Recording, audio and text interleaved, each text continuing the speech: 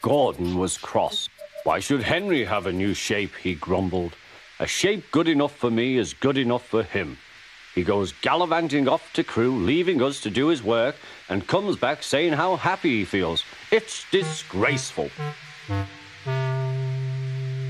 And there's another thing. Henry whistles too much. No respectable engine ever whistles loudly at stations. It isn't wrong, but we just don't do it. Poor Henry didn't feel happy anymore. Never mind, whispered Percy. I'm glad you're home again. I like your whistling. Goodbye, Henry, called Gordon. We're glad to have you with us again, but remember what I said. Later, Henry stopped at Edward's station. Hello, Henry, said Edward. You look splendid. I was pleased to hear your happy whistle yesterday. Thank you, Edward, smiled Henry. Shh, shh. Can you hear something? It sounds like Gordon, said Edward, and it ought to be Gordon. But Gordon never whistles like that. It was Gordon. He came rushing down the hill at a tremendous rate.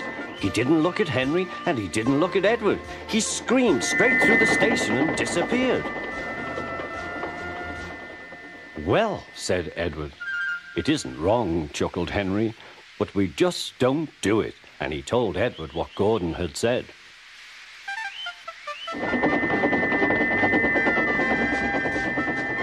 Meanwhile, Gordon screeched along the line. The noise was awful.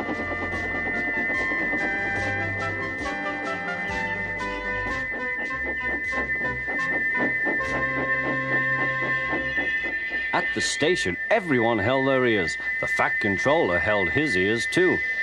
Take him away, he bellowed, and stop that noise! Gordon puffed sadly away, but he wouldn't stop whistling until two fitters climbed up and knocked his whistle valve in place. That night, Gordon slunk into the shed. He was glad it was empty. It isn't wrong, murmured Henry to no one in particular, but we just don't do it. No one mentioned whistles. Next morning, Henry was enjoying himself enormously. I feel so well, he sang. Trickety-trot, hummed his coaches. Then he saw some boys on a bridge. Peep, peep, hello, he whistled. Oh, he called. The boys didn't wave and take his number. They thought it fun to drop stones on him instead. They've broken our glass! They've broken our glass! Sobbed the coaches. The passengers weren't hurt, but they were cross.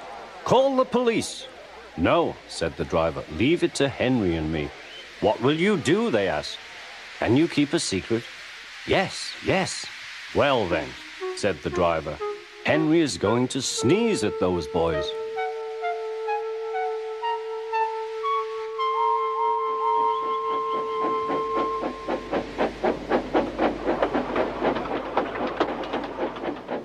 Lots of people were waiting at the station just before the bridge. They wanted to see what would happen. Henry has plenty of ashes, said the driver. Please keep all windows shut till we have passed the bridge. Henry is as excited as we are, aren't you, old fellow? Henry was feeling stuffed up. Soon they could see the boys, and they all had stones. Are you ready, Henry, said his driver. Sneeze hard when I tell you.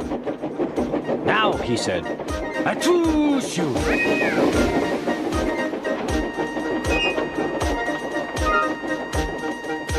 Well done, Henry, laughed his driver. Henry went home very pleased with himself. He had taught Gordon and silly boys a lesson with a whistle and a sneeze.